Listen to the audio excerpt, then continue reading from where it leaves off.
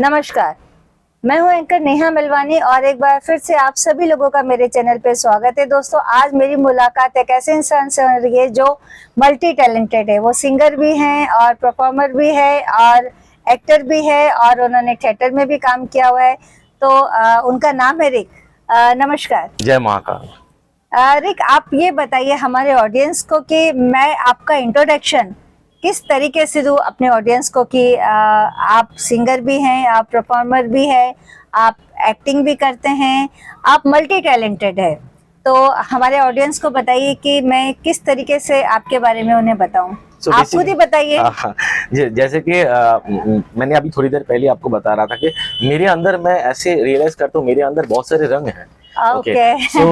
मैं कभी परफॉर्मर बन जाता हूँ और परफॉर्मर जब बन जाता हूँ तो मेरे पास ऑप्शंस रहते हैं कि मैं कोई भी रोल्स में रोल अदा कर सकूँ। जैसे मैं सिंगिंग भी करता हूँ, मैं थोड़ा स्पिरिचुअल पर्सन भी हूँ, तो स्पिरिचुअलिज्म एंड ऑल, एंड उसके बाद थोड़ा मोटिवेट भी कर लेता हूँ लोगों को। एंड जैसे कि मैं थोड़ा बहुत एक्टिंग भी किया, मेरा थिएटर का ग्रुप भी था, तो मैं बहुत सारे रोल पे, इसीलिए मैं खुद को नहीं स्पेसिफाइड नहीं करता मैं खुद को कि रिक सिर्फ सिंगर है। So Rick the performer, even my channel and my labels also are there in this name only, Rick the performer. तो वही है performer. So I love to do perform. जो भी सिचुएशन आते हैं उस हिसाब से मैं अपने आप को ढाल लेता हूँ। तो मैं I kind of like water.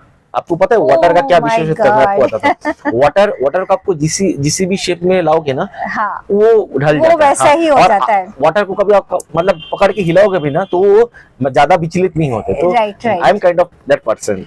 आप बिल्कुल पानी की तरह बिल्कुल, मतलब जो रंग आप में डालेंगे आप उसी रंग के दिखोगे। मुझे कोई भी टास्क, मैं लाइफ को ऐसे देखता हूँ कि गॉड ने मुझे हर एक मोमेंट पे कुछ टास्क असाइन कर रहा है और मैं उस टास्क को परफॉर्म कर रहा हूँ। जैसे कि सब लोग करते, लेकिन मैं उसको बारीकी से देख पाता हूँ। ये मेरा खासियत है। मतलब आप भी एक टास्क कर रहे हो, right? You are also doing anchoring since long and you have lot of achievements, right? So लेकिन आप अभी भी कर रहे हो उस चीज को, लेकिन बहुत सारे लोग बीच में छोड़ देते हैं क्योंकि जितने लोग अपने माइंड में ये क्लैरिटी रखते हैं, जितने ने मतलब 1000 माइल्स अबव से देख पाते हैं कि हाँ मैं लाइफ को ऐसे लेकर जा सकता हूँ, तो वो सारे इंसान कभी लाइफ में बीच रास्ते पे छोड़ते नहीं है। उस जितने भी टास्क आते रहते, जितने भी पड़ाव आते रहते, चाहे कितना भी कठिन पड़ाव क्यों ना हो, तो वो परफॉर्म करते रहते हैं। कोई बोल के करता है कि हाँ, जैसे मैं परफॉर्मर हूँ, कोई बिना बोले बिना कुछ सोचे समझे से आप साइलेंटली कर जाते हैं। हाँ, तो ये चीज मैं मानता हूँ और यही जिंदगी का रीत है कि जिंदगी जब तक है आप जिए जाओ, बिल्कुल, और सेलिब्रेट करते जाओ अपनी लाइफ को, क्योंकि लाइफ बहुत इम्पोर्टेंट है, उससे बढ़ के कुछ नहीं। सही बात है। बाकी सब चीजें आती जाती रहती है, लेकिन लाइफ अगर एक बार गई तो दोबारा नहीं आती है। लोग बोलते हैं कि तुम सेलिब्रिटी हो, बोला मैं सेलिब्रिटी तो नहीं हूँ, बट हाँ मेरा एक बहुत अच्छा डेफिनेशन है सेलिब्रिटी का कि मुझे लगता है कि each and every one is a celebrity. जो लोग सेलिब्रेट करते each and every second of their life are celebrity. So ऐसा कुछ नहीं है कि सेलिब्रिटी मतलब शाहरुख खान ही होना चाहिए, सलमान खान ही होना चाहिए, ओनली बिकॉज ऑफ हर इंसान इज अ सेलिब्रिटी। अगर एक रास्ते से चलते हुए एक ओनली ए सिंगल फादर, मतलब जो अपने बच्चे के लिए काम कर रहा है, जो दिन मजदूरी का काम कर रहा है, वो भी एक सेलिब्रिटी है, because they are celebrating their life instead of having lot of difficulties and lot of obstacles. Very true, very true. Rick, आप ये बताइए अपने ऑडियंस को कि आप प्रॉपर कहाँ के हैं? हाँ, तो मैं जहाँ से एक्चुअली बेसिकली हूँ, वहाँ पर तो बहुत सारे टैलेंटेड आर्टिस्ट आ चुके हैं ऑलरेडी। तो Kolkata, so my mom is also a singer actually. तो वो खानदानी एक रहता है और कोलकाता के हवा में थोड़ा सा है, थोड़ा सिंगिंग का है, तो वो झलक था बचपन से। आप अगर अभी भी जाओगे कोलकाता में, जैसे ही शाम ढल जाता है, 6 साढ़े 6 बज जाता है, तो you can even started listening that कोई हर एक घर से ना कोई ना कोई छोटे छोटे बच्चे का आपको रिवाज करने का आवाज आएगा। तो वो कल्चर है, मतलब एक रियाज कर रहा है और सांस्कृतिक तरीके से वो मतलब उसमें ढले हुए, चाहे तबला बजा रहा है, तबला है या गाना है या नृत्य है, कुछ भी, मतलब कुछ भी। मतलब देखा जाए तो कलकत्ता जो एक मतलब बोल सकते हैं कि हिंदू संस्कृति की एक देन है सबसे बड़ी, क्योंकि बहुत देवी का स्थान है और वहाँ से दुर्गा माता का पूजा वगैरह होता है। हाँ, और वहाँ से बहुत सारे लोग आए हुए हैं। मतलब खत्म नहीं होगा, किशोर खत्म दा से नहीं लेके होगा। कुमार शानू से लेके अरिजीत सिंह से लेके हाँ, श्रेया घोषाल से बिल्कुल सही, खत्म बाबुल नहीं सुप्रियो, होगा। मतलब all the top level singers are there from and the Calcutta ने म्यूजिशियंस। एक्चुअली इंडिया को बहुत कुछ दिया है, साउथ ने भी दिया है, कलकत्ता ने भी दिया है, बहुत बड़े बड़े टैलेंटेड लोग निकले हैं वहां से। और कलकत्ता में कभी गई नहीं हूँ, लेकिन आपको जाना कलकत्ता चाहिए। के बारे में सुना है। बहुत अच्छा है उनका, मतलब आपके जो कॉस्ट ऑफ लिविंग है ना कलकत्ता में बहुत सस्ते हैं। मतलब आप अभी भी 30 रुपए में खाना खा के, पेट भर के खाना खा के, और कोलकाता के लोग बहुत ग्रीटिंगफुल माइंड होते हैं, मतलब आपको बहुत ग्रीट करेंगे। और हम लोग तो वैसे एक्सेंट से आपको पता ही चल रहा है, हम लोग रसगुल्ला मुंह पे रख के बात करते हैं वैसे बातें गोल गोल होके आती है। लेकिन हाँ, कलकत्ता बहुत अच्छी मिठाई है, और मेरी बेटी को भी रसगुल्ला बहुत पसंद है। अब अगली बार जाऊंगा तो डेफिनेटली लेकर आऊंगा। नहीं, काफी अच्छी बात है। और मैंने भी देखा है कलकत्ता के लोग बहुत स्वीट होते हैं, बहुत अच्छे से बात करते हैं, और बहुत हमेशा रिस्पेक्ट देते हैं। लेडीज को बहुत रिस्पेक्ट दिया जाता है, और अपने कल्चर को बहुत अच्छे से वो जीते। कलकत्ता के अंदर ये खासियत है। मैं गई नहीं हूँ, लेकिन मुझे आइडिया है वहाँ का। एक बहुत अच्छा लाइन बोला आपके, रिस्पेक्ट देना। मुझे लगता है कि आप जैसे किसी को ट्रीट करते हो ना, आपको रिटर्न में वही मिलता है। हाँ। तो आप अगर रिस्पेक्टफुली किसी को रिस्पेक्ट दे रहे हो तो रिटर्न में आपको रिस्पेक्ट ही मिलता है। हालांकि सब लोग वैसे नहीं होते, बट जो सक्सेसफुल लोग होते हैं ना, वो सारे सक्सेसफुल लोग एक ही पेज में हैं, मतलब they are on the same page कि आप अच्छे से बात करो, अच्छे से बात रिटर्न आता है। चाहे वो it is not only for Bengal, Maharashtra में मैंने देखा है। और मुझे तो पुणे शहर बहुत कुछ दिया है। मतलब कलकत्ता में मैं मेरे 20-21 साल रहा मैं कलकत्ता। उसके बाद जब पुणे शिफ्ट किया तो लास्ट 9-10 ईयर्स तो मैं पुणे में था, तो पुणे शहर भी मुझे बहुत कुछ दिया है। एंड देन मुंबई, मतलब मुझे ऐसा लगता है ना कि सारे शहर से कुछ ना कुछ मुझे मिला है। तो मतलब किसी जगह से मुझे ओरिजिन मिला है, करने का जज्बा मिला, तो किसी जगह से मुझे भरोसा मिला है, किसी जगह पे मुझे भरोसा मिला, तो किसी और जगह पे मुझे अपलिफ्टिंग मिला है। तो हर एक शहर से कुछ ना कुछ मिला है, कुछ ना कुछ मिला है। बिल्कुल सही कहा आपने। मेरा एक सवाल था आपसे रिक जी की, गाना जो सिंगिंग का एक आपके अंदर कूट कूट के भरा हुआ है, मतलब एक जैसे अभी वैसे तो आप मल्टी टैलेंटेड है, लेकिन फिर भी ऐसा कौन सा इंसिडेंट आपके साथ में हुआ था जिससे आपको ऐसा लगा कि आपको गाने गाने चाहिए? देखिए, वैसे तो मुझे लगता है पूरा नेचर ही म्यूजिकल है। जैसे अभी अगर हम लोग इधर बैठे तो पीछे बच्चों का आवाज आ रहा है, वो भी एक छंद में आ रहा है, लय में आ रहा है, ताल में आ रहा है। जब सुबह आप आँख खोलते हो, पंछी कुछ किचिर मिचिर करते, उसमें भी म्यूजिक है। आप अगर किसी नदी के पास से गुजर रहे तो वो नदी का जो प्रवाह है, आवाज है, वो भी, तो म्यूजिक तो सब में है। आपको कब ऐसा लगा? हाँ, तो मैं वही बोला कि वो तो म्यूजिक सब में है, तो मैं भी खत्म नहीं किया। तो म्यूजिक वो सब में है, लेकिन वो रियलाइजेशन तब से स्टार्ट हुआ जब मैं आँख खुलते देख रहा हूँ कि हाँ, मेरा मॉम जो है म्यूजिक का जो साधन है वो सबको दे रहे हैं। मतलब she is actually good teacher, musical teacher. तो मैं बचपन से वो देखते आ रहा हूँ कि घर में बहुत सारे बच्चे बैठे हुए हैं and mom is teaching them. तो वो माहौल है, मतलब मम्मी जा रहे शोज करने, तो वो एक मतलब आपके ब्लड के अंदर है। हाँ, मतलब वही, इसीलिए मैं बोल रहा था म्यूजिक एक ऐसा चीज है ना, आप और स्पेसिफिकली इन इंडिया में किसी को भी बोलो गाने के लिए, टूटे फूटे आवाज में, टूटे फूटे सुर में, फिर भी बहुत अच्छे कर देंगे। ये मैं आपको बता रहा हूँ। मूड चेंज होता है म्यूजिक से मूड भी चेंज होता है। आपको एक बात बताओ, म्यूजिक सुनना मुझे बहुत पसंद है। मैं हमेशा अपने घर में काम करते समय म्यूजिक लगाती हूँ, लेकिन गाने नहीं गा सकती क्योंकि आवाज बड़ी खराब है। नहीं, ऐसा नहीं है। देखिए, जैसे मैंने बोला कि अरिजीत सिंह भी एक बात बोलते हैं, आप अगर उनके कुछ इंटरव्यूज देखेंगे तो अरिजीत सिंह बोलते हैं, अरिजीत सिंह का पहले का जो वॉइस था, अभी का वॉइस है, उन्होंने बहुत मोल्ड किया है वॉइस को। तो मुझे ऐसा लगता है कि आपने जो टूटे फूटे बोले ना, अगर बहुत माइन्यूटली देखोगे ना, मैक्सिमम नंबर ऑफ परफॉर्मेंस जो अरिजीत सिंह करते हैं उसमें वॉइस उसका हल्का टूटा हुआ ही रहता है, क्योंकि वो इतने साल से इतने ब्रशिंग किए हैं, इतने घिसे हैं गले, तो वो गले नहीं रहा। लेकिन उनका एक बात आपने गौर किया रहेगा कि वो बोलते कि म्यूजिक सिंगिंग सोल से होना चाहिए, अंदर से होना चाहिए, ना कि वॉइस से होना चाहिए। वॉइस तो एक जरिया है सिर्फ। बिल्कुल सही कहा, वॉइस एक जरिया है जिससे आप क्या कहते हैं अपनी बात को बोलते हैं। और बॉलीवुड के जो गाने गाते हैं जब वो परफॉर्म करते हैं, तो आपको कहीं पर इस चीज के लिए कोई परफॉर्मेंस लाइसेंस लेना होता है? मैं इस विषय में थोड़ा सा बताता हूँ। हाँ, डेफिनेटली परफॉर्मिंग लाइसेंस एक है। जैसे कि मैं हंगामा रिकॉग्नाइज्ड आर्टिस्ट हूँ, किसी किसी परफॉर्मेंस शोज में वो मतलब ग्रांट होता है कि हाँ, मतलब ही इज ऑलरेडी रिकॉग्नाइज्ड, मेरा ऑलरेडी वेरीफाइड चैनल है स्पॉटिफाई में। लेकिन हाँ, कुछ कुछ जगह पे स्पेसिफिकली वो लाइसेंस लेना पड़ता है, आर्टिस्ट का लेना पड़ता है। दैट आई डोंट हैव, क्योंकि उसका थोड़ा कॉस्टली जाता है, हाँ। जितना अमाउंट ऑफ आपको वो का। लेकिन हाँ, वो लेना एक्चुअली, अगर आप लॉन्ग टर्म के लिए देखोगे तो वो ले लेना चाहिए, क्योंकि उसके थ्रू बहुत सारे शोज भी मिलते हैं एंड कुछ इंसेंटिव्स भी मिलते हैं। मुझे उतना डिटेल में आइडिया नहीं है, बट हाँ, लाइसेंस के लिए बहुत बड़े बड़े शोज मेरा मिस हुआ है, मतलब अच्छा। Only because of licensing part. But हाँ, जैसे कि मैंने बोला कि आई एम हंगामा रिकॉग्नाइज्ड आर्टिस्ट, तो Okay. उसके लिए भी वो कुछ कुछ जगह पे दैट इज कंसिडर हुआ है वो। अच्छा। सो मैंने जब मेरी आपसे पहली बार मुलाकात हुई थी तो आप जस्ट पिज्जा में आप हाँ। सिंगिंग कर रहे थे। वो हमारा पहला मुलाकात हाँ था। जी।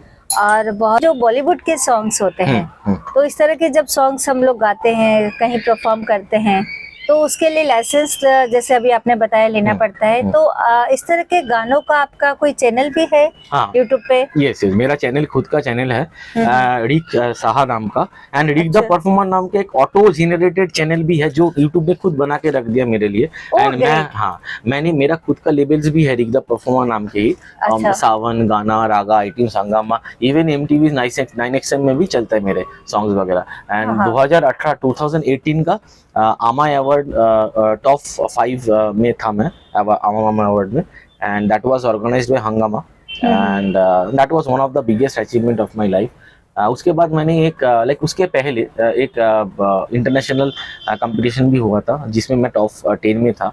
Oh, that great. Was judged by John Shan. तो indie.com की तरफ से हुआ था वो।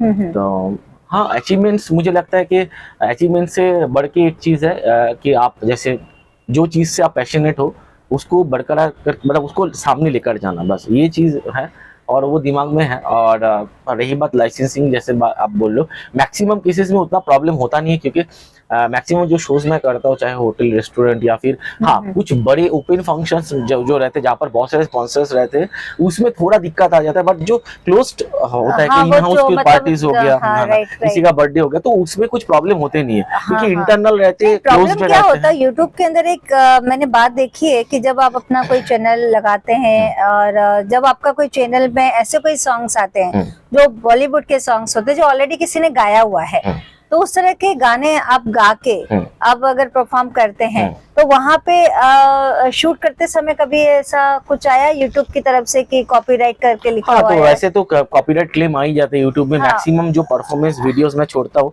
उसमें मेरा रेवेन्यूज कुछ नहीं आता है, क्योंकि देखिए कॉपीराइट करके आ जाता है वो। कॉपीराइट का इश्यूज आ जाते हैं। और अभी मैं नाम नहीं लेना चाहूंगा, मेरा एक ग्रीवेंसेस है, मैंने वो ग्रीवेंसेस मैंने एक कुछ तो भी वीडियो बना के पुट भी किया है मैंने। बट एक बड़े कंपनी है, बड़े लेवल का कंपनीज है, वो ऑलमोस्ट सारे गाने को अपना वो कर लिया है, राइट, अपने अंडर कर लिया है। जो कि थोड़ा डिफिकल्ट है, क्योंकि ऐसे बहुत सारे और उनके कैसे ना कुछ लिमिटेड सॉर्ट ऑफ सिंगर्स ही हैं उनके चुने हुए। हाँ, बीच में उन्होंने कुछ बड़े लेवल के सिंगर के साथ भी पंगा किया था, फिर उन्होंने बाद में सॉर्ट भी किया वो चीज। इवेंट्स है जो मैंने थोड़ा सा उसको डॉक्यूमेंटाइज करके मैंने मेरे यूट्यूब चैनल पे भी रखा है। एक बड़ा लेबल है, म्यूजिक लेबल है, मैं नाम नहीं लेना चाहूंगा, बट वो लोग कैसे है ना, बहुत सारे मतलब मैक्सिमम सारे सॉन्ग्स अपने लेवल पे कर लिया, और उनके भी कुछ लिमिटेड सिंगर्स है, सिर्फ उनसे ही वो गवाते हैं ना नए। हाँ, इवन एक बड़े लेवल के सिंगर के साथ उनका थोड़ा सा बहस भी हुआ था, बाद में उन्होंने वो सॉर्ट भी कर लिया उनके साथ। बट प्रॉब्लम हम जैसे छोटे मोटे सिंगर्स के होते हैं, क्योंकि देखिए कैसा है कि मुझे आप रेवेन्यू मत दो, तो मुझे भी मैं आपको बता रहा हूँ, आप मुझे रेवेन्यू मत दो, अच्छा है, कोई दिक्कत नहीं, लेकिन आप मेरा वीडियो टेक डाउन नहीं कर सकते। So they have taken down मेरा lot of videos, lot of performance videos, क्योंकि मैं भी गाना गा रहा, I have all rights to sing, right? और वो जिन्होंने म्यूजिक बनाया वो उनके सोल से बनाया, मुझे वो अच्छा लगा, मैंने वो परफॉर्म किया और मैंने वो छोड़ा। मैं आपसे किसी से मैं रेवेन्यू भी नहीं मांग रहा हूँ, लेकिन no one can have the rights, ये मेरा फीलिंग है, हो सकता है मैं गलत हूँ, but no one have the rights to claim it and take down my videos.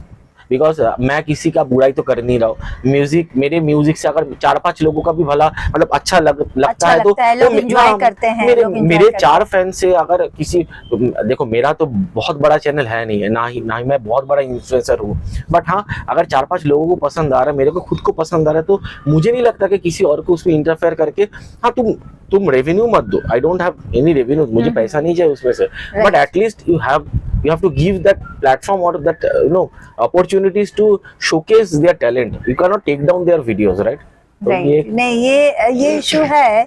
मैंने भी शूट किया था तो उसमें फिल्मी सॉन्ग्स बज रहे थे। अभी जैसे राम का जो पूरा स्थापना हुआ इसीलिए था मैंने उस उसमें, दिन जब आपने मुझे अप्रोच किया ना, मैं इसीलिए ये वन ऑफ द रीजन के मुझे पता था कि आप अगर बाहर किसी जगह पे शूट करोगे तो डेफिनेटली उसमें क्या होता है, किधर से कुछ तो बच गया ना। अगर ये मान लो कि हम लोग कोई कैफे में बैठ के कर रहे हैं और उधर बज रहा है कोई Bollywood song, copyright definitely copyright आ जाएगा, कॉपीराइट चाहे करके अनचाहे में आ जाता है, और फिर वो वीडियो ब्लॉक हो जाता है। वीडियो ब्लॉक हो जाता है Right. किसी टाइम पे, तो उन लोग टेक डाउन भी करवा देते हैं। अब ये बिल्कुल सही किसी का कहा। मेहनत पे ये फिर वो हो जाता है नहीं, कि ये तो मेरे साथ लाइन भी हो लग जाता चुका है। बहुत मैंने शूट किया था, उसमें पीछे से कहीं से आवाज आ रही थी बॉलीवुड। देखिए छोटे बड़े वो सबका वो हक है कि अपना अपना पॉइंट रखे, अपना अपना क्रिएटिविटी रखे, अपना अपना कला को प्रदर्शित करे, ये चीज है। बिल्कुल सही हाँ। कहा आपने।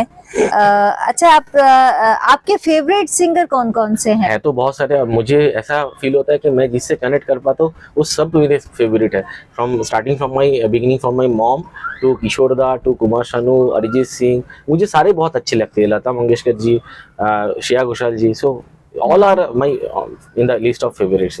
बिल्कुल सही बात है। और इनका तो मतलब लोग मिसाल देते हैं गाने का। तो अभी आप यहाँ पे बॉम्बे में जो हैं, तो बॉम्बे में आप अपना ये जो लाइन है आपका, इस फील्ड में आप मतलब और क्या क्या कर रहे हैं? हाँ, तो जैसे मैंने आपको बताया कि मैं मोटिवेशनल स्पीकर भी, प्रोफेशनल मोटिवेशनल स्पीकर। अच्छा। मैं स्पीचेस भी देता हूँ, मैं हीलिंग भी करवाता हूँ, एंड मेरा थोड़ा स्पिरिचुअल एनलाइनमेंट है थोड़ा बहुत, उस विषय में भी थोड़ा सा ध्यान रखता हूँ, तो मैं उस फील्ड में भी थोड़ा बहुत हूँ। तो जैसे कि मैंने बताया कि Rick is a performer and I take every task as a, right, आपने पहले बताया था कि हर एक टास्क को मैं वैसे परफॉर्म करता हूँ। तो it is not only singing I am doing, but yes there are lot of things I am doing and planning to do few more, and I have some blessings of Almighty. I will share definitely with you few कुछ हमारे मतलब खुद के निजी जिंदगी के experiences है जो मैंने एक्सपीरियंस किया है मेरे लाइफ तो में। हमारे ऑडियंस को बताइए एक आधी अभी हाल ही में मैंने एक एक्सपीरियंस, बहुत तगड़ा एक एक्सपीरियंस हुआ है। मैं हनुमान जी का बहुत भक्त हूँ और शिव जी का भक्त हूँ। अच्छा। तो जस्ट एक हफ्ते की पुरानी बात है, मैं ऑलरेडी मेरे चैनल से वो शेयर किया था कि कितना स्ट्रॉन्ग है ये हनुमान मंत्र, हनुमान बहुक मंत्र, हनुमान बजरंग बाण, ये सब कितने स्ट्रॉन्ग हैं। मैं उसका एग्जांपल देता हूँ। I have a problem of kidney stone, तो 3-4-5 साल में एक बार थोड़ा बहुत हल्का फुल्का पेन आता है मुझे। तो 2012 में एक बार हुआ था, 2017 के टाइम एक बार हुआ था, और ये जो लास्ट वीक मेरे को I just woke up in the morning, take some breakfast, and I was just sit in the bed and suddenly started paining in that area, okay, of where the kidney is there. And मुझे with in 5-7 minute का pen 20 minute तक खींचा, और I was like definitely sure that ये मेरा जो problem है, ये प्रॉब्लम डेफिनेटली शायद हॉस्पिटल तक पहुंचेगा। And suddenly I thought of like why don't I play Hanuman बाहु, and you won't believe what has happened, and it is not a possible. मतलब ये नॉर्मल जिंदगी में या फिर नॉर्मल चेतन और थॉट प्रोसेस के साथ ऐसा हो ही नहीं सकता कि एक लॉन्ग टर्म पेन जो 20 मिनट 25 मिनट से चल रहा है विद इन 2 to 3 मिनट के अंदर गायब हो जाए, completely gone. You won't believe, completely gone. And लोग बोलते हैं अभी कि कलयुग है, अभी कहाँ मिरेकल्स होते हैं, मेरे साथ बहुत मिरेकल्स आई है। God the some blessings of lord Shiva, इसका भी एक बहुत बड़ा किस्सा है। हाँ, आप सुनना चाहेंगे? शेयर तो करिए। ये किस्सा मैं किसी से अभी तक शेयर नहीं किया ऑन रिकॉर्ड में। हमारे साथ में करिए। पुणे में था मैं उस टाइम पे, एंड जैसे मैंने बोला कि 9 इयर्स मैंने पुणे में बिताया, तो बीच में मैंने गिटार बजाना स्टार्ट किया था, वो सीखना भी स्टार्ट किया था, ठीक है। तो मेरा गिटार का जो क्लासेस है वो खत्म हुआ 10 बजे, मतलब एक्चुअली 10 साढ़े 10 के भीतर ही खत्म होता है। तो उस दिन क्या हुआ, हल्का थोड़ा लेट हुआ, 10:05 ऐसा हो गया था। एंड हिंजेवरी के एक चौक है, हिंजेवरी एक place, there is a chowk, and रात जब हो जाता है ना थोड़ा बहुत, फ्राइडे नाइट था, तो थोड़ा व्हीकल्स आना जाना मुश्किल हो जाता है, मिलना थोड़ा सा। अच्छा। तो हाँ, तो मैं ऐसे ही खड़ा था एंड विद इन 15-20 मिनट एक नॉर्मल एक गाड़ी आता है, वो शायद नॉर्मल गाड़ी था, किसी एक प्राइवेट कार टाइप का ही था। तो उन्होंने बोला कहाँ तक छोड़ना है, तो मैंने उनको उतना दूर बोला नहीं, क्योंकि मैं हिंजीबड़ी से जा रहा था मगरपट्टा। अच्छा। तो बीच में आता है पुणे स्टेशन से ऑटो इजीली मिल जाता है। तो मैंने उनको जस्ट यही बता दिया कि मुझे पुणे स्टेशन तक छोड़ दीजिए। अच्छा। तो मैं चढ़ गया, और जनरली आप देखे होंगे मेरा नेचर थोड़ा, मैं बहुत टॉकेटिव हूँ, मैं बात करना पसंद करता हूँ। हाँ। देखा। लेकिन उस दिन क्या हुआ ना, मैं ज्यादा बात कर ही नहीं रहा था, पता नहीं, थोड़ा टायर्ड था थोड़ा आप कि अपने हाँ, आप में हाँ। बिजी थे, लेकिन वो मतलब जो ड्राइवर था ना, वो मेरे से बहुत बात करने का कोशिश कर रहा था। राइट। और वो कंटिन्यूअसली कहाँ से हो ये वो, और मुझे एग्जैक्टली पता भी नहीं वो क्या बातचीत कर रहा था, क्योंकि मैं अपनी धुन में था। अच्छा अच्छा। तो होता है। हाँ, जा रहा था। फिर जब वो पुणे स्टेशन तक नजदीक आया ना, उसके बाद उन्होंने बोला कि आपको कहाँ जाना है एग्जैक्टली। मैं बोला जाना तो मेरे को मगरपट्टा था। तो उन्होंने बोला कि चलो मैं छोड़ ही देता हूँ। अच्छा, उसने, मैं ये बताता हूँ, इसमें भी एक इंटरेस्टिंग फैक्ट ये है, उन्होंने मुझे पैसे के बारे में कुछ बोला ही नहीं, कितना पैसा चाहिए, नहीं चाहिए, क्या नहीं चाहिए, कुछ नहीं बोला। उन्होंने बस छोड़ देता। मैं बोला ठीक है, छोड़ दो, अच्छी बात है। फिर उसके बाद मैं ना, मेरे को ऐसा फील हुआ कि थोड़ा बातचीत करना चाहिए, कि उन्होंने फिर बोला इधर से उधर छोड़ देंगे मुझे। एंड ये जो मैं स्टोरी बता रहा हूँ, ये किधर भी नहीं है अभी तक। मैंने सोचा था इसका भी एक किस्सा मैं आपको बताऊंगा, अगर आ गया तो अच्छी बात है, नहीं आया तो आप मुझे दोष मत दीजिए, क्योंकि इससे पहले मैंने कोशिश किया था ये स्टोरीज, मतलब मेरा भी एक कुछ सेशंस चलता रहता है, और मैं ये 2-3 साल पहले स्टार्ट किया था। वो पूरे के पूरे स्टोरीज करप्ट हो गया था। एंड ये स्टोरीज मुझे पता नहीं है क्यों नहीं आया आगे, बट अब मतलब क्यों आगे नहीं आया? आई डोंट नो, ये मतलब शायद हो सकता है उस टाइम मतलब कैमरे में कैच नहीं हुआ? कैमरे में नहीं, मैं नॉर्मल रिकॉर्ड करके, मैं एक्चुअली ऑडियो पॉडकास्ट बनाता था, कुकू एफएम में मेरा है। तो अच्छा, मेरे कुकू 10 FM में। हाँ, मेरे 10 ऐसे स्टोरीज का ऑलरेडी एक सीरीज बना हुआ है। तो उनमें से एक सीरीज ये बनना था, लेकिन वो पूरे ऑडियो फाइल ही करप्ट हो गया। ओके। तो अभी आते हैं उसमें, जब मगरपट्टा से मैं लगभग 2-3 किलोमीटर दूर से हूँ ना, तो सडनली मैंने देखा वो बंदा जो है, उसका आंख देखा, और उनका आंख दिख रहे थे उनके सामने वाले विंडो पे, ग्लास में। And it is not a normal I, okay. तो मुझे थोड़ा सा लगा अटपटा, वो जैसे नाग के होते हैं ना, नाग मतलब, हाँ, सांप नाग स्नेक्स, उनके जैसे है थोड़ा सा आंख, ऐसा दिखा मेरे को। तो थोड़ा सा मिस्टीरियस बातें कर रहा था वो मेरे साथ, एग्जैक्टली पता नहीं है, बट बातों में ना फिर वो शेषनाग का बात आया, शेषनाग। अच्छा। और मैं सोच ही रहा था मन में ये सब चीजें। तो मैंने उनको बोला कि आप कभी भगवान को देखे हो, मतलब बातों में शिव जी के देखे हो कभी? अच्छा। तो उन्होंने बोला हाँ देखिए, मतलब आई फील कि यू नेवर नो, वो किधर भी रह सकता हूँ। बोला कैसे आप बोल सकते हो?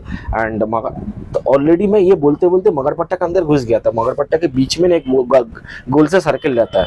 हाँ। तो वो सर्किल में टर्न हो रहा था गाड़ी लेके, और तभी उन्होंने एक चीज पूछा, मैंने पूछा कि फिर कैसे फील होता है, कि कहाँ पर है भगवान? शिव जी को मैं तब उससे पहले से भी मानता था, लेकिन ये होने के बाद, ये वाला इंसिडेंट होने के बाद जो मैं बोलने जा रहा हूँ, मेरा और उनके प्रति जो विश्वास है, कनेक्शन से और बन गया।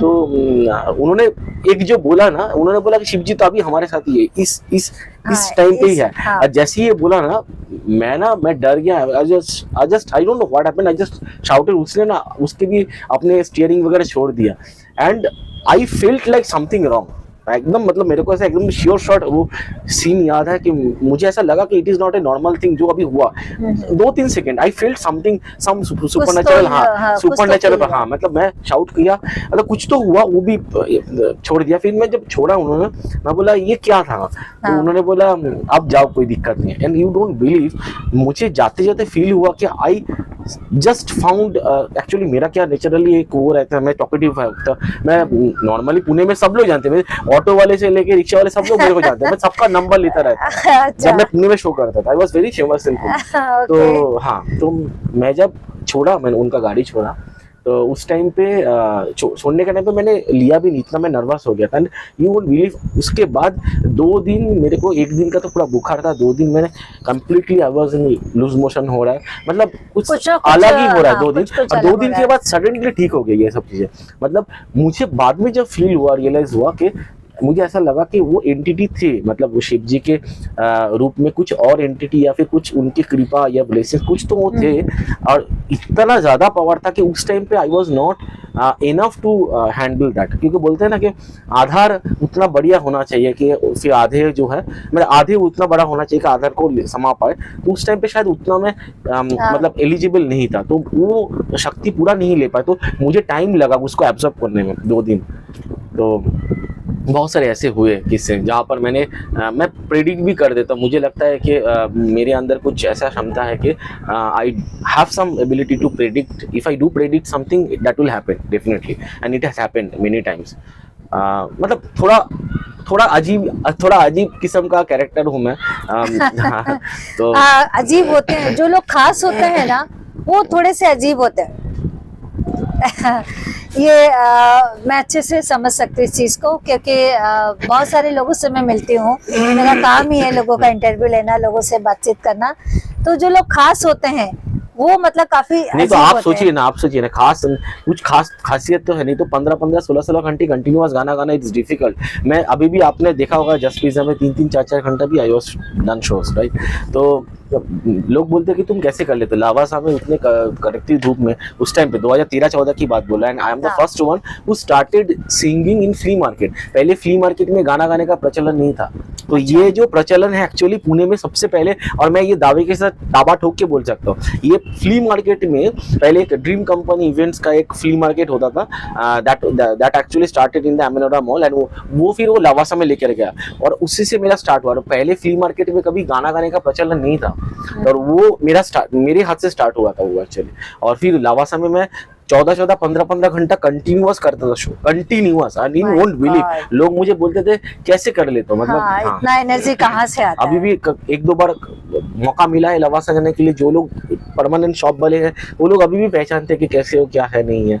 अच्छा, आप जो भी शो करते हैं, जो भी परफॉर्म करते हैं, तो उसके लिए मतलब आप किस हिसाब से, मतलब पेमेंट का आपका क्या हिसाब किताब रहता है? देखिए, पेमेंट का तो एक्चुअली मुझे ऐसा लगता है कि ऐसा मतलब डिस्कस नहीं करना चाहिए, but to make sure that other people can get benefited on that, ये अपना रहता है। अपना मतलब कैसा है कि आपके ऊपर है। हाँ। मतलब अगर आपका जान पहचान वाला रहेगा तो एक सेक्टर का कुछ रहता है। हाँ, हाँ। आपके कोई एक रहता है सडन शो रहता है जो सडनली आता है, एक रहता है कि आपका परमानेंट शो, अगर किसी जगह पे परमानेंटली आप जा रहे हो तो उसका एक तो अलग उसमें रहता है। मतलब थोड़ा हाँ। मतलब आपका ऊपर नीचे हो हो जाता है। तो बेसिकली मेरा यह ख्याल मतलब आप इतना स्ट्रिक्ट नहीं है, नहीं, मतलब स्ट्रिक्ट नहीं है। और देखो, अपने पास स्ट्रिक्ट के साथ साथ मेरे को ये ऐसा लगता है कि अच्छा, इसमें 2 चीज आ जाता है, मैं आपको बताता हूँ। मैंने ये गौर किया, स्टडी किया है, जो लोग बहुत पैसा मांग करते जरूरी नहीं वो लोग बहुत टैलेंटेड हो। हाँ, बिल्कुल लेकिन सही आपने कहा। बहुत अच्छा क्वेश्चन पूछा है। पता है क्या होता है,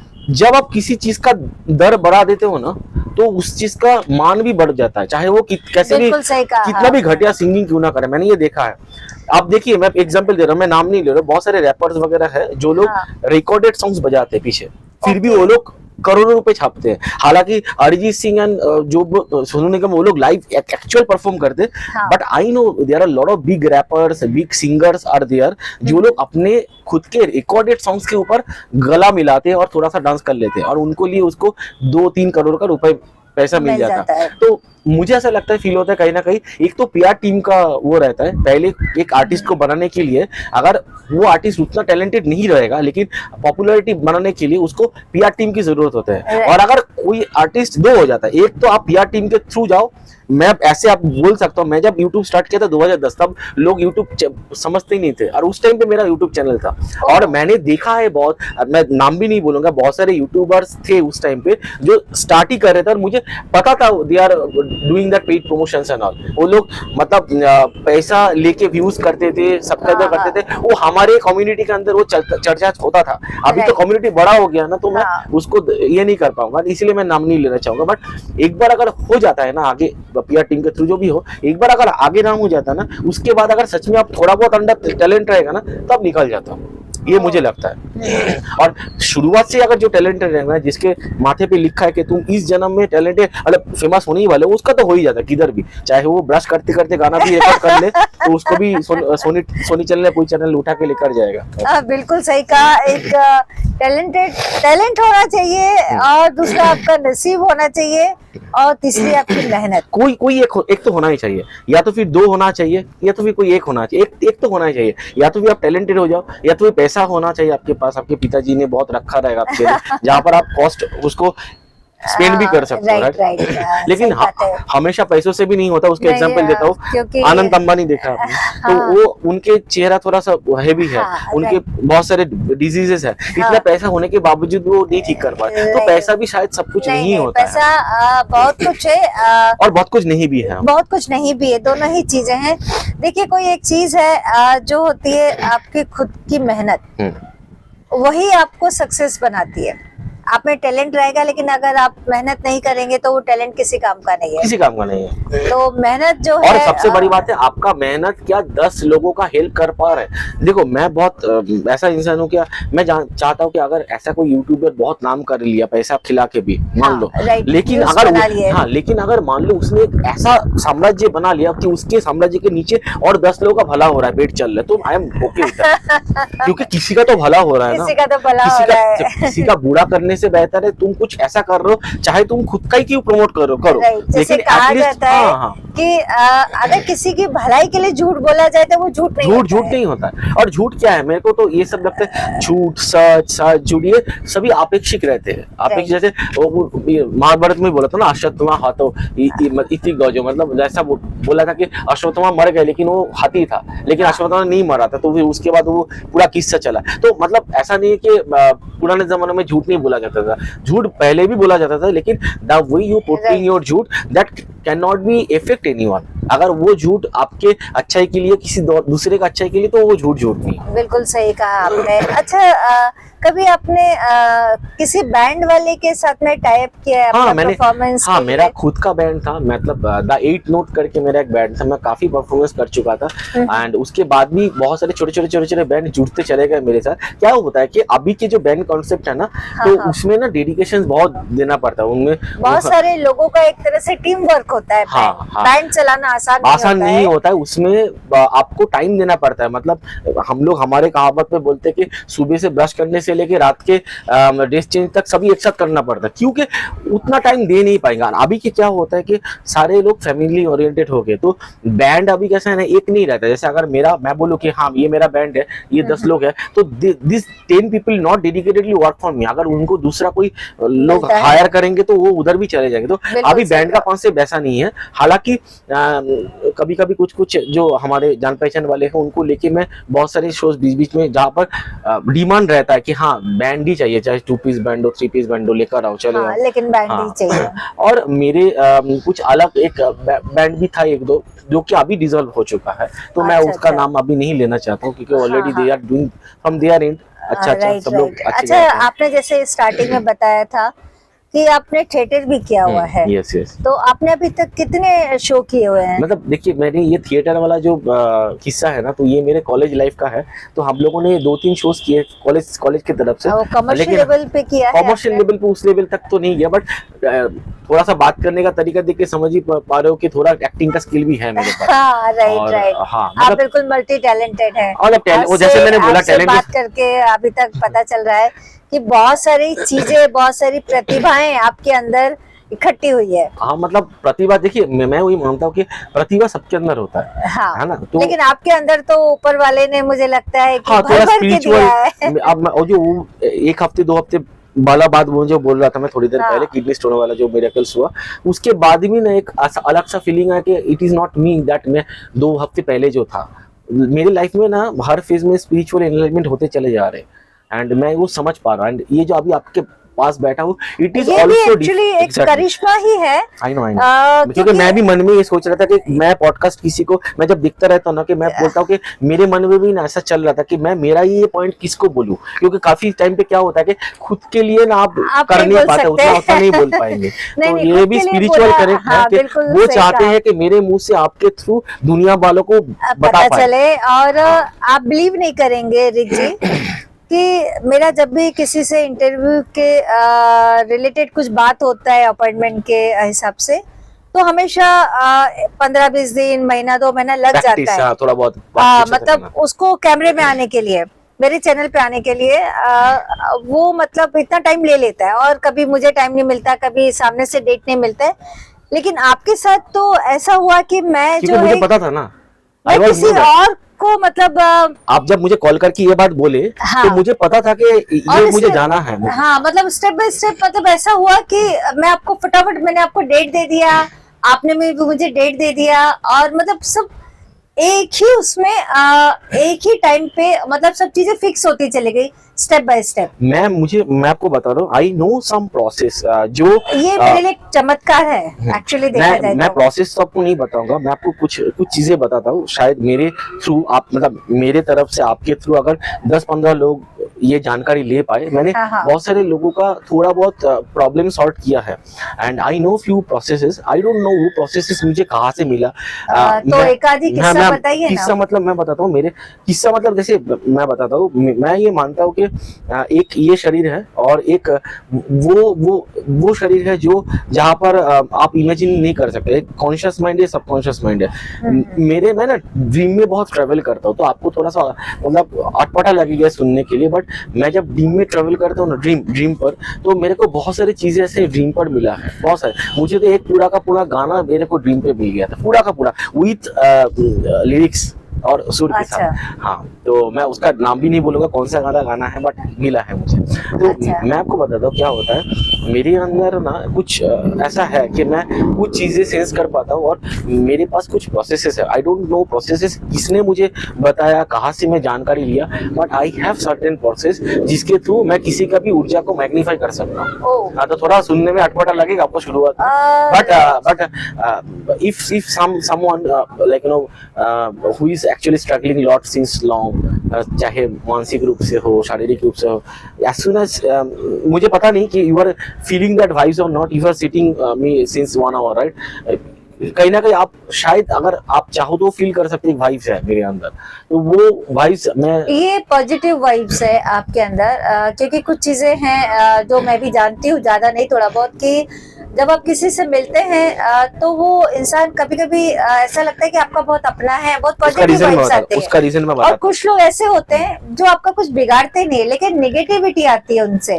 मैं बताता हूँ। जैसे मैंने आपको बोला ना कि सक्सेस इस वर्थ का नहीं रहता। एक्चुअली जब आप मिलते हो ना किसी से, तो आप उनसे इस वर्थ में नहीं मिल रहे हो, आप उनको कहीं बार से जानते हो। अभी मैं एग्जांपल दे रहा हूँ, जैसे कि मान लीजिए अभी अगर आपको मैं बोलूँ 10 दिन पहले आपने इस टाइम पे क्या खाना खाया, आप बोल पाओगे?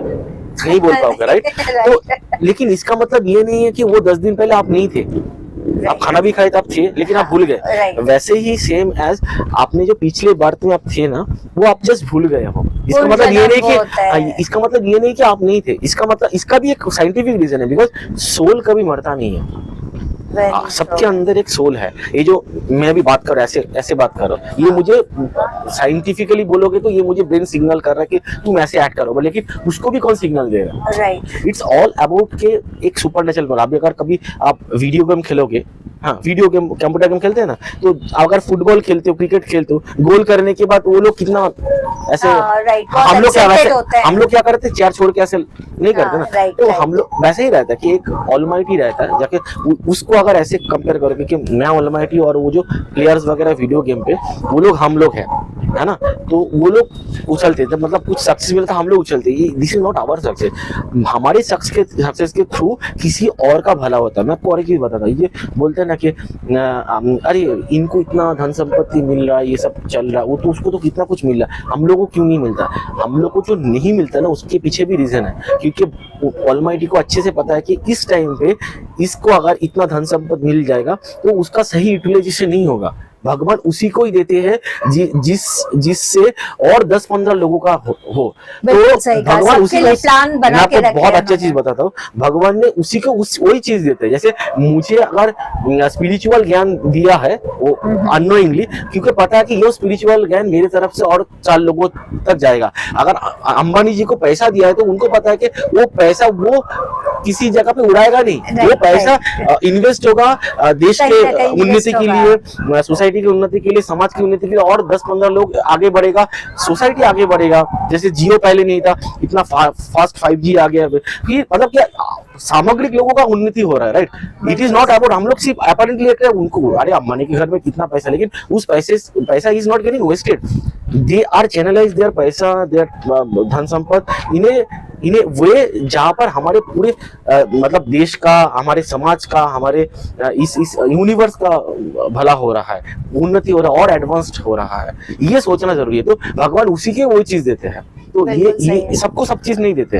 अगर कोई भाला फेंक रहा है दौड़ के, तो उनको वो फिजिक उन्होंने वही दिया। अभी अगर मैं चाहूंगा कि उसको फॉलो करके कि मैं अभी 6 पैक बना लूंगा, तो हो सकता है मेरे को कुछ और इंजरी हो जाए, मैं क्यों जाऊंगा? बिल्कुल सही कहा। मेरे को 6 पैक नहीं बनाना यार, मैं क्यों बनाना है? ना ही मेरे को लंबा होना है और ज्यादा, क्योंकि मुझे जितना भगवान ने दिया उसी में ही मैं सामने वालों को, अगर मतलब जो भी ज्ञान है मेरे पास, स्पिरिचुअल ज्ञान है, वो देके अगर सामने वालों को या फिर म्यूजिकली मैं हैप्पी कर सकता हूँ, तो उतना ही मेरे को दायित्व दिया उन्होंने। और भगवान उसी को उतना ही देता है जितना वो समा पाता है। उसका भी एग्जाम्पल देता हूँ।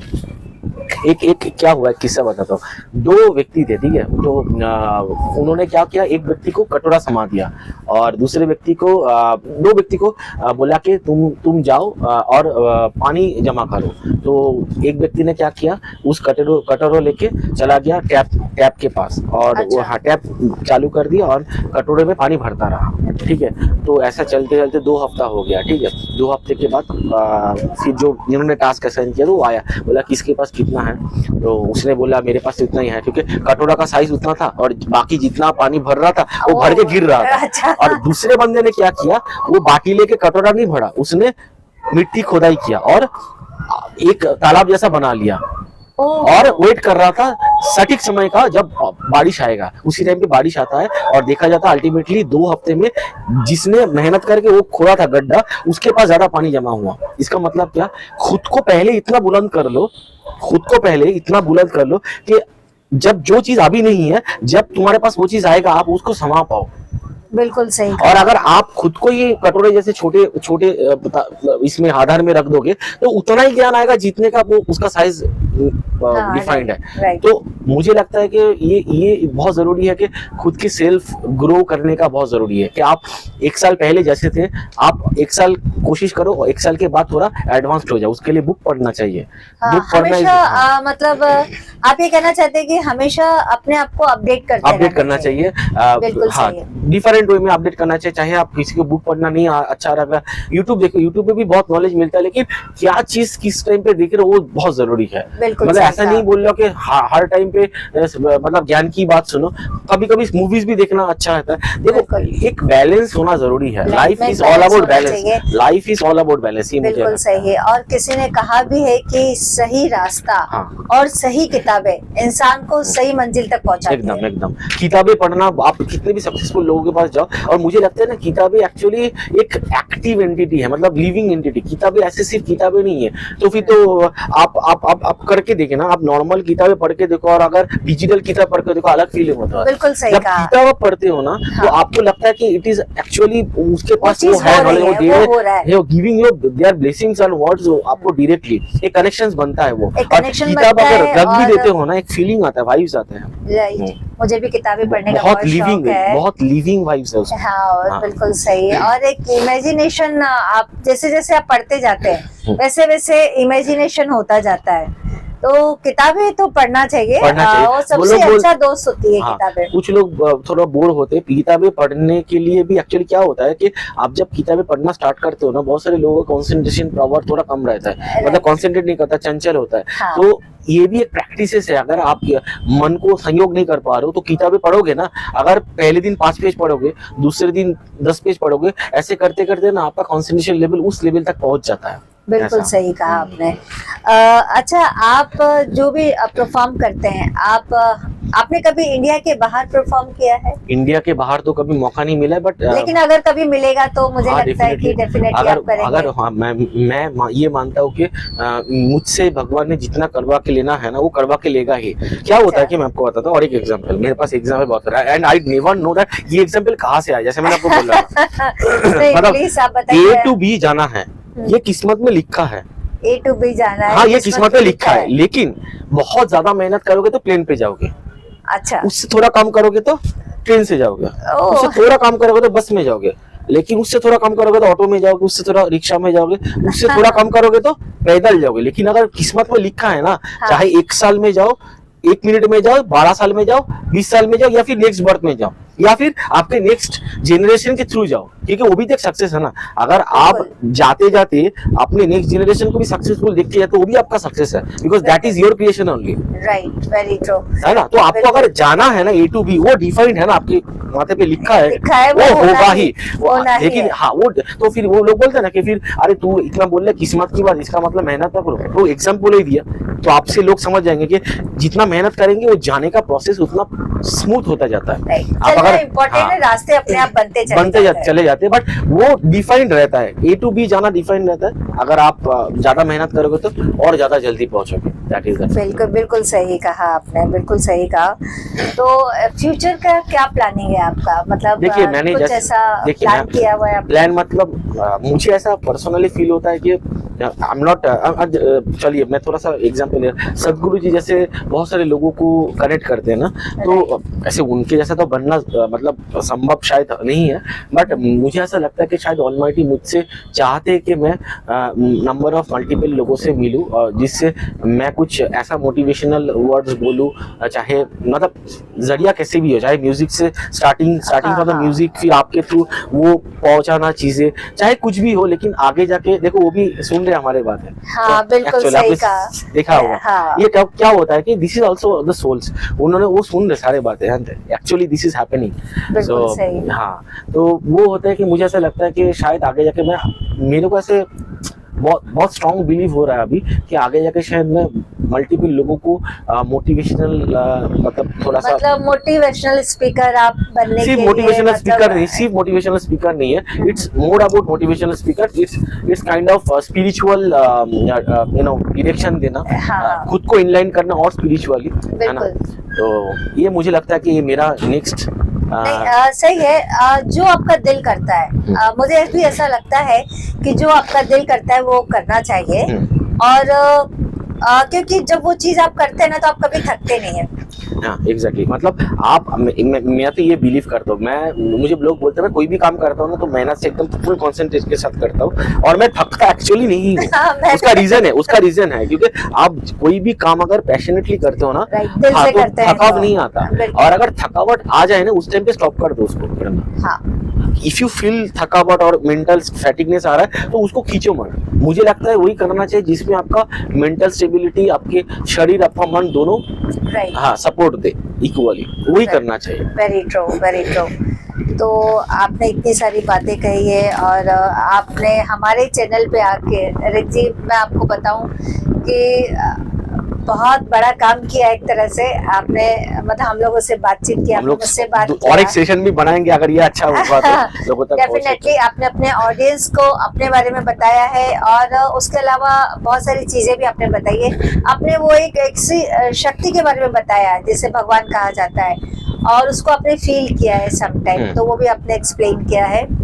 और आप जाते जाते अपने ऑडियंस को कुछ कहते जाएंगे? हाँ जरूर, जाते जाते मैं भूल ही जाता, वही जो मन में अनुरण हो रहा था वही वो आपने मैंने बोला, जाते जाते। हाँ, तो जाते जाते मैं एक ही बोलना चाहूंगा, चाहे कोई भी धर्म से बिलोंग करता हो, चाहे क्रिश्चियंस लोग क्रिश्चियनिटी बिलोंग करते हैं, चाहे मुस्लिम धर्म बिलोंग करते, चाहे हिंदू हम लोग जो हिंदुइज्म बिलीव करते हैं, लेकिन एक स्पिरिचुअल के तरफ एक डायरेक्शन होना चाहिए, क्योंकि आप अगर आपकी लाइफ को स्पिरिचुअली स्ट्रांग नहीं करते हो तो you are in a wrong path. क्योंकि क्या होता है कि एक भूख होता है शरीर का और एक भूख होता है आत्मा का, सोल का। तो हम लोग ऑफन फॉरगेट दोस थिंग्स के हम लोगों को भी सोल का भी फीड करना रहता है। ये एक्चुअली हम लोग सोल का ख्याल रखना चाहिए, क्योंकि सोल कभी मरते नहीं, आपको पता है ना। यार वो चेंज होते हैं शरीर के शरीर। जैसे मैंने एग्जांपल दिया कि 15 दिन पहले आपने क्या खाना खाई आपको याद नहीं, इसका मतलब ये नहीं कि आपका एग्जिस्टेंस नहीं था। इसके लिए मैं बोल रहा हूँ कि सोल सिर्फ हम लोग सिर्फ रेंटेड हाउस में है, we are rented house, right? बिल्कुल सही कहा, रेंटेड हाउस में। हाँ, ये एक रेंटेड हाउस है जहाँ पर कभी कभी उसमें कुछ मतलब प्रॉब्लम आ जाती है, फिर हम लोग डॉक्टर को दिखाते हैं, फिर अपना काम हो जाता है तो रेंट हाउस छोड़ के दूसरे रेंटेड हाउस में जाते हैं, जो कि बेहतर।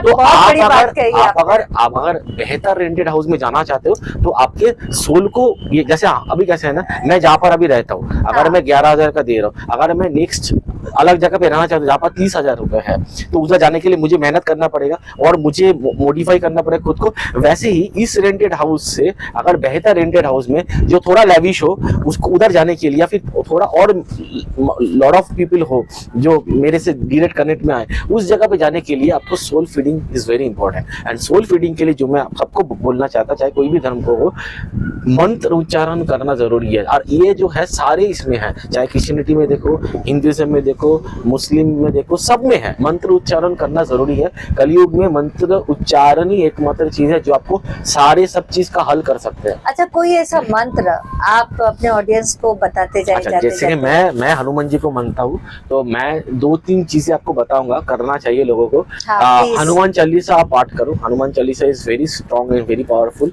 कोई भी पाठ कर सकता है। हनुमान बाहुक करके एक है, वो एक्चुअली तब करना चाहिए जब आपको बहुत पेन से गुजर हो, जैसे मैंने अभी आपको बताया, आई गॉट रिलीफ, एकदम सर्टेन रिलीफ मिल गया मुझे वो करके।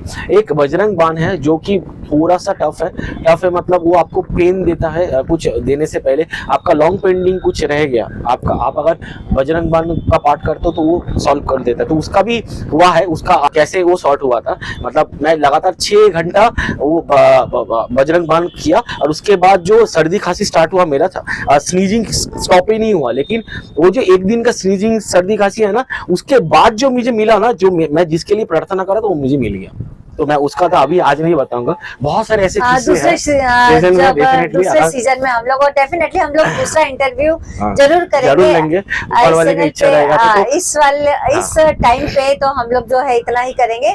और डेफिनेटली जो अगला टाइम रहेगा आप हमारे चैनल पे आएंगे दोबारा से, और अपने ऑडियंस को बताएंगे, अपना और एक्सपीरियंस शेयर करेंगे।